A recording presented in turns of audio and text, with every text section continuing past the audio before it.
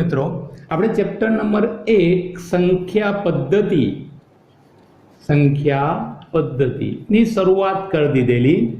એમાં આપણે 5 થી 10 મિનિટ સંખ્યાઓ વિશે આપણે અભ્યાસ કર્યો તો પછી એકવાર એ સંખ્યાઓ વિશે જોઈ અને આપણે આગળ જઈએ તો પહેલું કહ્યું હતું પ્રાકૃતિક સંખ્યાઓ. તો પ્રાકૃતિક સંખ્યાઓ કઈ ફરી એકવાર રિવિઝન કરી લઈએ તો પ્રાકૃતિક સંખ્યાઓ મૂકી દેલું કે 1 2 3 ડેશ ડેશ ડેશ. તો બધી જે ધન પૂર્ણાંક સંખ્યાઓ છે એ ધન પૂર્ણાંક સંખ્યાઓને પ્રાકૃતિક સંખ્યાઓ કહે છે, તેને n વડે દર્શાવવામાં આવે છે. ત્યાર ફરી કહું તો પૂર્ણ સંખ્યા. ચલો પૂર્ણ સંખ્યામાં કઈ સંખ્યાઓ આવે તો એમાં બે પ્રકારની. તો આ બધી ધન પૂર્ણાંક સંખ્યાઓ તો ખરી, પણ એની અંદર 0 ઉમેરી દેવાનો. એટલે કે આ પ્રાકૃતિક સંખ્યાઓમાં 0 ઉમેરી દેવામાં આવે તો જે સંખ્યાઓ મળે એને પૂર્ણ સંખ્યા કહેવાય, જેને W હોલ નંબર્સ વડે દર્શાવવામાં આવે છે અને નેચરલ નંબર્સ કહેવામાં આવે છે. એટલે W બરાબર 0 1 2 3 ડેશ ડેશ ડેશ. ત્રીજી સંખ્યાઓ આપણે જોઈ હતી પૂર્ણાંક સંખ્યાઓ. તો પૂર્ણાંક સંખ્યાઓમાં 3 પ્રકારની સંખ્યાઓનો સમાવેશ થાય. કઈ સંખ્યાઓ? તો પૂર્ણાંક એને z વડે દર્શાવાય તો બધી જ ઋણ પૂર્ણાંક સંખ્યાઓ -3 -2 -1 -4 આ બધી પણ ખરી. 0 પછી 1 2 3 ડેશ ડેશ ડેશ.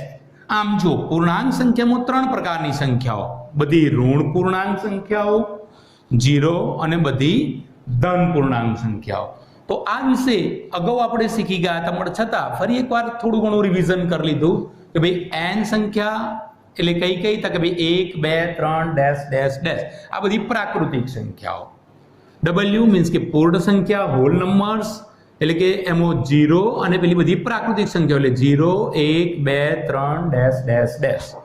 પૂર્ણાંક સંખ્યાઓ એને z વડે દર્શાવાય, એમાં ઋણ પૂર્ણાંક સંખ્યા, 0 અને ધન પૂર્ણાંક સંખ્યાઓનો સમાવેશ થાય છે. હવે એમાં એ પણ જોડે જોઈ લો કે આ દરેક પ્રાકૃતિક સંખ્યા પૂર્ણ સંખ્યા પણ છે અને પૂર્ણાંક સંખ્યા પણ છે. કેમ? કારણ કે આ પૂર્ણ સંખ્યા 1 2 3 એ આની અંદર આવી ગયેલી છે. પૂર્ણાંક સંખ્યામાં પણ 1 2 3 આવી ગયેલું છે. ઓકે, હવે આપણે સમય સંખ્યા વિશે પણ જરીક શીખી ગયા હતા કે સમય સંખ્યા કોને કહેવી. તો દાખલા તરીકે કોઈ સંખ્યા r છે, આ r ને મારે સમય કેવું હોય તો એને p/q સ્વરૂપે લખાવવું જોઈએ.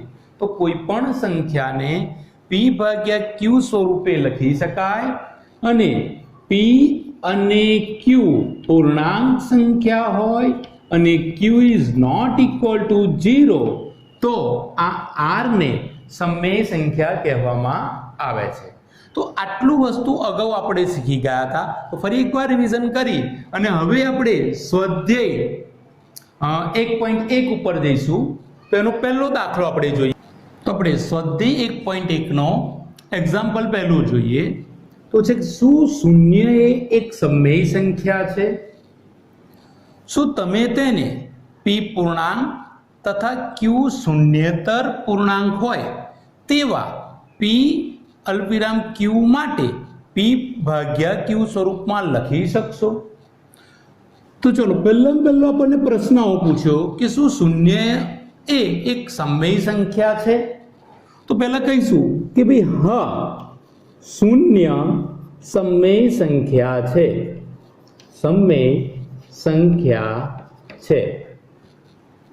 હવે કહું શું તમે તેને p પૂર્ણાંક તથા q શૂન્યેતર પૂર્ણાંક હોય તેવા p અને q માટે p/q સ્વરૂપમાં લખી શકશો? તો જો એ સમય સંખ્યા હોય તો આપણે એને p/q સ્વરૂપમાં લખી જ શકાય. કારણ કે જે સંખ્યાને p/q સ્વરૂપમાં લખી શકીએ, જ્યાં p પૂર્ણાંક અને q શૂન્યેતર પૂર્ણાંક હોય તો જે સંખ્યાને સમય સંખ્યા કહી શકીએ. હવે આપણે આગળ કહ્યું કે ભાઈ શૂન્ય એ સમય સંખ્યા છે તો સ્વાભાવિક છે એને p/q સ્વરૂપે લખી શકાય. કઈ રીતે? તો જો આપણે શૂન્યને ઘણી બધી રીતે p/q સ્વરૂપમાં લખી શકાય. સપોઝ કે આવું લખીએ 0/2, ચલો 0/5, 0/10, ગમે તે 0/, તો આવી ઘણી બધી સંખ્યા ને આ જો 0/2 એટલે શું કહેવાય? શૂન્ય જ. 0/5 એટલે શું કહેવાય? શૂન્ય જ. 0/10 એટલે 0 જ. બરોબર? તો હવે 0/2 એમાં જો આ અંશ છે p મીન્સ પૂર્ણાંક સંખ્યા છે. p પૂર્ણાંક સંખ્યામાં મળી ગઈ અને 2 એ પણ પૂર્ણાંક સંખ્યા છે અને શૂન્ય નથી, શૂન્યતર સંખ્યા છે, એટલે કે એને p/q સ્વરૂપમાં લખી શકાયું. શૂન્યને p/q સ્વરૂપમાં લખી શકાયું. માટે કહી શકાય કે ભાઈ શૂન્ય સમય સંખ્યા છે અને એને p/q સ્વરૂપમાં ઘણી બધી રીતે લખી શકાય છે. 0/2, 0/5, 0/10, 0/8, 0/10, 0/100, 0/1000, જે લખવું એ લખાય. ઓકે, એક્ઝામ્પલ 2 આપણે જોઈએ. ચલો એક્ઝામ્પલ 2. તમને કહ્યું 3 અને 4 વચ્ચેની 6 સમય સંખ્યા લખો. તો ચલો 3 અને 4 વચ્ચેની સમય સંખ્યા લખવા માટેની ઘણી બધી રીતો છે. ચલો એમાં આપણે પહેલી રીત જોઈએ.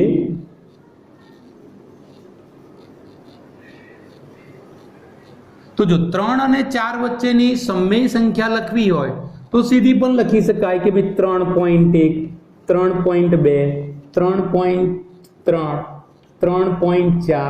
3.5, 3.6.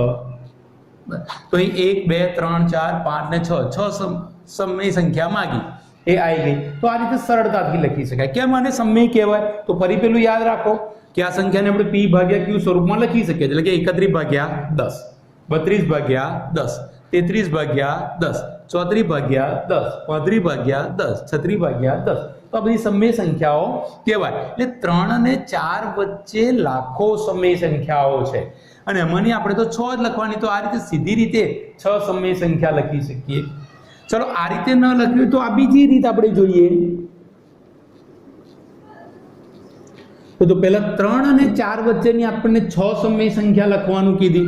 તો પહેલા આ 3 છે એને 3/1 સ્વરૂપમાં લખી શકાય, તો લખી દીધું. એવી રીતે 4 જે છે એને પણ 4/1 સ્વરૂપમાં લખાય. હવે જો આ બંને વચ્ચે આપણે 6, 3 અને 4 વચ્ચે આપણે 6 સમય સંખ્યા લખવી છે, તો જેટલી સમય સંખ્યા લખવી એમાં એક ઉમેરી દો. દાખલા 6 સમય સંખ્યા લખી એટલે 6 માં એક ઉમેરો એટલે કેટલા થશે? 7. તો આ જે સંખ્યા છે એને 7 વડે ગુણો અને 7 વડે ભાગો. એવી રીતે આ સંખ્યાને પણ 7 વડે ગુણો અને 7 વડે ભાગો. એટલે જો આની આ જ સંખ્યા રહી.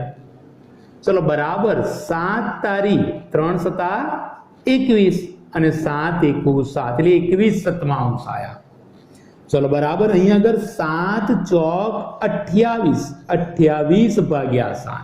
તો જો આ સંખ્યા થઈ 21/3 એટલે 21/7 એ સ્વરૂપમાં લખ્યું. 4 એટલે 28/7 આ સ્વરૂપમાં લખાયું. ચલો આ બે વચ્ચે 6 સમય સંખ્યાઓ. તો આ બે વચ્ચેની 6 સમય સંખ્યા કઈ થઈ? તો જો 22 આ 21/7 એટલે ત્યાર પછીની 22/7, 23/7, 24/7, 25/7, 26/7 ને 27/7. તો આ બે વચ્ચેની આ 7 સમય સંખ્યા મળી જાય. એટલે જો 21/7 અથવા તો અહીં લખીશું 3 અને 4 વચ્ચેની 6 સમય સંખ્યાઓ કઈ કઈ? તો કહું એમ 22/7, 23/7, 24/7, 25/7, 26/7 અને 27/7 છે. ક્લિયર? તો વિદ્યાર્થી મિત્રો આ કે આ બંને રીત તમને ક્લિયર થઈ ગઈ છે. હજુ ત્રીજી પણ રીત છે, પણ આ બંને રીત સરળ જ છે અને આ રીતે બહુ સરળતાથી તમને આવડી જશે. તો એટલે આપણે ત્રીજી રીત અત્યારે જોતા નથી. હવે આપણે એક્ઝામ્પલ ત્રીજો જોઈએ. તો વિદ્યાર્થી મિત્રો એક્ઝામ્પલ ત્રીજો છે કે ભાઈ 3 પંચમાંશ અને 4 પંચમાંશ વચ્ચેની 5 સમય સંખ્યાઓ લખો. તો અગાઉના દાખલામાં જ આપણે જે બીજી રીત વાપરી એ લગભગ દરેક દાખલાની અંદર એ રીતનો ઉપયોગ થઈ શકશે. એટલે આપણે એ રીતે ગણીએ. તો ચલો આપણને 3 પંચમાંશ અને 4 પંચમાંશ વચ્ચેની 5 સમય સંખ્યાઓ પૂછી છે. તો અહીંયા કરું પહેલામાં પહેલું 3 પંચમાંશ લખી દઈશ અને પેલા પછી 4 પંચમાંશ લખી દઈશ. ચલો હવે આને આપણે કોઈ ચોક્કસ સંખ્યા વડે ગુણવા છે ને ભાગવા છે, તો કેટલી સંખ્યા વડે ગુણીશું અને ભાગીશું? તો જો આ બંને વચ્ચેની આપણે કેટલી સંખ્યા જોઈએ છે? 5. મેં તમને કહ્યું જેટલી સંખ્યાઓ આપણે જોઈએ છે, લાવવી છે, આપણે 5 સમય સંખ્યા લાવી છે, તો એમાં એક ઉમેરી દો એટલે કેટલા આવશે? 6. તો 6 વડે આ સંખ્યાને ગુણો અને ભાગો. એટલે આ સંખ્યાને 6 વડે ગુણો અને ભાગો તો કેટલા થયા? 6 તારી 18 અને 6 પંચા 30. ચલો 6 ચોક 24 અને 5 છંગ 30. એટલે જો આ સંખ્યા જે છે એ 18/30 સ્વરૂપમાં લખી અને આ 24/30 સ્વરૂપમાં લખી. તો જો આ બંને વચ્ચે 5 સંખ્યા આવી ગઈ કે નહીં, તો 18 ત્રિશાંશ અને 24 ત્રિશાંશ વચ્ચેની 5 સંખ્યાઓ કઈ કઈ થઈ ગઈ? તો 19 ત્રિશાંશ, 20 ત્રિશાંશ, 21 ત્રિશાંશ, 22 ત્રિશાંશ ને 23 ત્રિશાંશ. તો આ રીતે લખી શકીએ કે 3 પંચમાંશ અને 4 પંચમાંશ વચ્ચેની 5 સમય સંખ્યા, 5 સમય સંખ્યાઓ કઈ કઈ? તો કે 19/30, 20/30, 21/30, 22/30 અને 23/30 છે. કોઈ તકલીફ નહીં જ રહી હોય.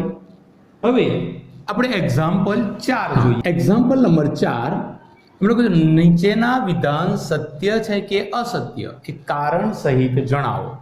તો પહેલું વિધાન છે કે દરેક પ્રાકૃતિક સંખ્યા એ પૂર્ણ સંખ્યા છે. તો વિધાન સાચું છે.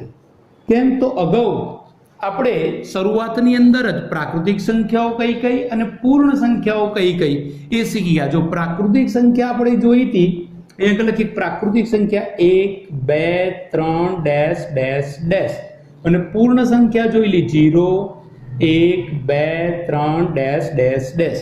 તો જો અહીં શું કહ્યું? પ્રાકૃતિક સંખ્યા એ પૂર્ણ સંખ્યા છે. તો જો આ પ્રાકૃતિક સંખ્યા છે, તો આ પ્રાકૃતિક સંખ્યાને આપણે પૂર્ણ કહી શકીશું? તો હા. કેમ? કારણ કે જો પૂર્ણ સંખ્યામાં એનો સમાવેશ થઈ ગયો છે, એટલે કે દરેક પ્રાકૃતિક સંખ્યા છે એ પૂર્ણ સંખ્યા છે, માટે આ વિધાન આપણે સાચું છે તેમ કહીશું. ચલો બીજું વિધાન છે કે દરેક પૂર્ણાંક એ પૂર્ણ સંખ્યા છે. તો આપણે પેલા જે બે ગણો સંખ્યા ગણો આગળ જે સંખ્યાઓ શીખી ગયા એના આધારે તમે વિચારો. તો આ વિધાનને શું કહી શકીશું આપણે? ખોટું. કેમ? તો એ સમજી લઈએ કે પૂર્ણાંક સંખ્યા જે છે એમાં આપણે કઈ હતી? બધી ઋણ પૂર્ણાંક, 0 અને બધી ધન પૂર્ણાંક સંખ્યાઓનો સમાવેશ થાય છે. અહીં અગર આપણને પૂછ્યું પૂર્ણાંક એ પૂર્ણ સંખ્યા છે, તો ચલો આ પૂર્ણાંક સંખ્યાઓ છે એમાં ચલો -3 જો એને પૂર્ણ કહેવાય? તો નહીં કહેવાય. કેમ ના કહેવાય? તો જો પૂર્ણ સંખ્યામાં એનો સમાવેશ થતો નથી. એટલે કે જે બધી ઋણ પૂર્ણાંક સંખ્યાઓ છે એ ઋણ પૂર્ણાંક સંખ્યાઓનો પૂર્ણ સંખ્યામાં સમાવેશ થતો નથી. માટે પૂર્ણાંક સંખ્યા, દરેક પૂર્ણાંક સંખ્યા એ પૂર્ણ સંખ્યા નથી, માટે એને આપણે ખોટું કહીશું. ત્રીજું વાક્ય છે દરેક સમય સંખ્યા એ પૂર્ણ સંખ્યા છે. તો આ પણ વિધાન ખોટું છે. કારણ કે 3 અને 4 અગાઉના દાખલામાં આપણે શીખી ગયા. 3 અને 4 વચ્ચે આપણે 6 સમય સંખ્યાઓ લખી. હવે એ જે સમય સંખ્યાઓ હતી એ પૂર્ણ હતી કે અપૂર્ણ હતી? તો અપૂર્ણ હતી. એટલે કે બે પૂર્ણાંક સંખ્યાઓ વચ્ચે ઘણી બધી સમય સંખ્યાઓ છે અને એ બે સંખ્યાઓ વચ્ચે, આ બે સંખ્યાઓ વચ્ચે જે સમય સંખ્યાઓ છે એ બધી પૂર્ણ સ્વરૂપે હોઈ શકે નહીં, અપૂર્ણ સંખ્યાઓ હોય. હવે કોઈ પણ બે સંખ્યાઓ વચ્ચે જે સમય સંખ્યાઓ આવેલી હોય એ અપૂર્ણ સંખ્યાઓ હોય છે, માટે કહી શકાય કે દરેક સમય સંખ્યા એ પૂર્ણ સંખ્યા છે એવું કમ્પ્લીટ કહેવાય નહીં, માટે આ વાક્યને આપણે કીધું ખોટું. ઓકે, આભાર.